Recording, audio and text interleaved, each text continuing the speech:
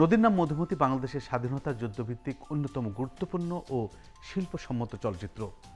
তানভীর মোকাম্মেলের রচনা ও পরিচালনায় নির্মিত এই ছবিটি মুক্তিযুদ্ধকে কেবল যুদ্ধের ঘটনা হিসেবে নয়, বরং সামাজিক, নৈতিক ও মানবিক দ্বন্দ্বের গভীরের প্রেক্ষাপটকে তুলে ধরেছে।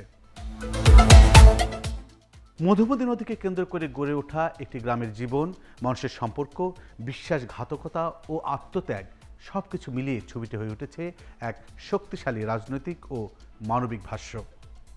চলচ্চিত্রের কাহিনী আবর্তিত হয়েছে মোতালেব মোল্লা নামের এক জমিদার ও স্থানীয় প্রভাবশালী মুসলিম নেতাকে ঘিরে।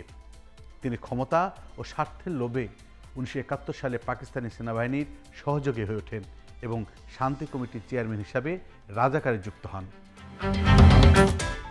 অন্যদিকে তারই সৎপুত্র বাচ্চু গ্রাম্য শিক্ষক অমূল্য চক্রবর্তীর মানবতা, চিন্তা ও শিক্ষা আদর্শে প্রভাবিত হয়ে বড় হয়।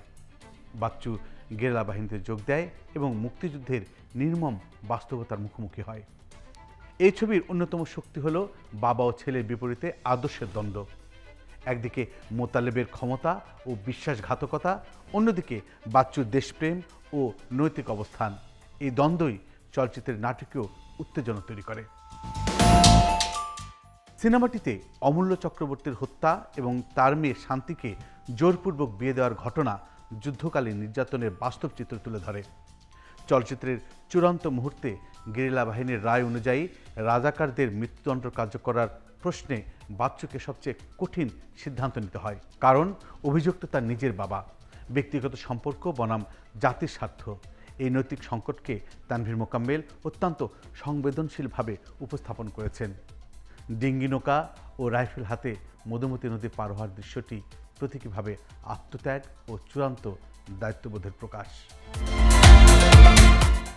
সিনেমাটির অভিনয়, বিশেষ করে তকির আহমেদ ও আলী জাকেরের অভিনয় গল্পকে আরও গভীরতা দিয়েছে। সঙ্গীত ও বাউল গানের ব্যবহার চলচ্চিত্রের আবহকে সমৃদ্ধ করেছে। সব মিলিয়েই নদীর নাম মধুমতি শুধু একটি মুক্তিযুদ্ধের সিনেমা নয়, এটি বাংলাদেশের ইতিহাস, সমাজ ও মানুষের নৈতিক সংগ্রামের এক অসাধারণ চলচ্চিত্র দলিল।